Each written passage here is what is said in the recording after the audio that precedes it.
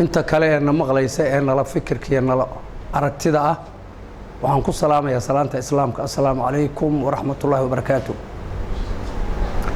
salaam bacdigeed waxaa la yidhi ninkaa af badani hadduu hadalka kaaga horeeyo waxba kuuma hambeeyo. wixii aan odhan lahaa een isu taagay ee ujeeddada xafladdan loo qabtay ahayd raggii igu horreeyey baa yidhi meel hadda badanoo iiga bannaanna maba muuqataba. laakiin saddex qolo ayaan dardaaran yar siinayaa bas. mar haddii xafladda waxa loo qabtay iyo waxaan ka cabanayno iyo ciddaan ka cabanayno haddii mar raggii igu horreeye sheegeen inaan taasaa u dhex galo waxaan ku gowranacaanahay ra'yigoodii. saddexda aan wax u jeedinayaa een tusaalaha siinayaa waxaa weeye dadka reer galmudug beelaha reer galmudug ay ka kooban yihiin codsi baan u jeedinaynaa.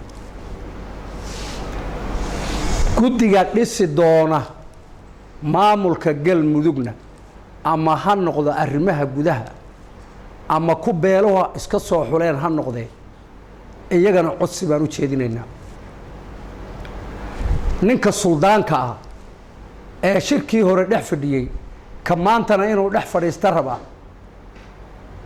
kuna dhex fadhiya suldaan sheekhaaleed maxamed muusena isna talaan u jeedinaynaa. horta marka ugu horeysa waxaa la yidhi doqoni qufacday laakiin meel laga raacay ma taqaano. reer galmudugow dowladdii aad dhisateen waxa burburiyey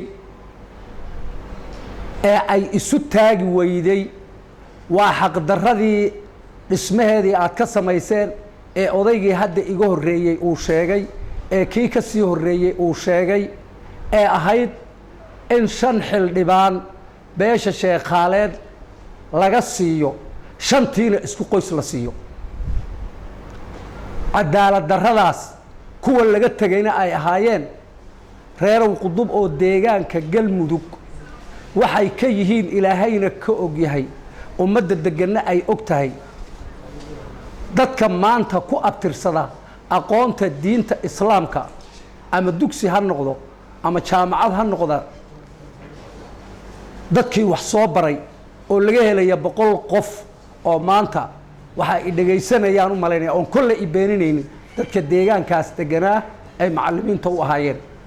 dadka xuquuqda intaa ku leelahaa in iyaga oo taagan oy meeshii degan yihiin in qoys kaliya 5 xildhibaan la siiyo beelaha galmudugna aad raalli ku noqotaan jawaabteedii wadaasheenu dowladdiina wataa mayna caga dhigin. haddana insha allah haddaad cadaalad wax ku dhisi weydaan istaagi mayso.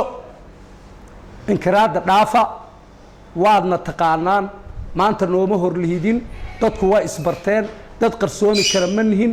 waxaa weeye ninkii boob wax ku doonayay iyo ninkii xaq wax ku leh dadka guurtida ee deegaanka ayaa kala saaraan idin leenahay xaqana u hiiliya si ay dowlad cadaalada oo dadku u wada dhan yihiin ay galmudug uga dhisanto. taas waxaa weeye waxaan u jeedinayaa dadka reer galmudug. ninka suldaanka ee maxamed muuse meesha fadhiya maxamed muuse oo laba isku heli maysid inaad suldaan sheekhaaleed sheegato oon kaaga dambayno oo kuwa kuugu xiga ee ku xagxaganaya aan kaa rifno ood ogtahay adna aad ogtahay ilaahayna uu og yahay fadhiga aad fadhidana aad tirahdana reer qudub deegaankan wax kuma leh iyadana mid laga aqbalsanaya maaha. haddaad taa ka waantoobi weydo shirkaad fadhiisataba intaan fadhiisanaan odhanaynaa suldaan sheekhaaleed ma aha waa suldaan loo boge.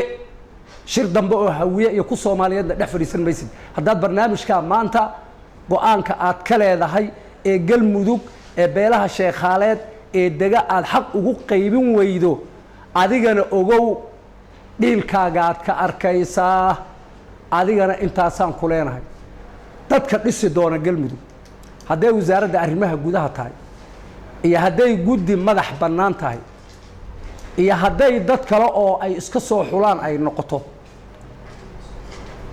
xagala geel wax gunti la geliye ka weyn reerow qudub wax galmudug laga qarin karo ama laga qadin kara ma ahee shalay baa la khaldamay mar dambe ciddii qalinka iyo buugga gacanta isa saartay khalad dambe ha u noqonina ilmihiina iyo qoyskiina iyo reerkiina nabsi ha u qabanina annana waan soo jeednaa oo yeeli mayno taana intaasaan idinkula dardaarmaynaa waxaan u mahad celinayaa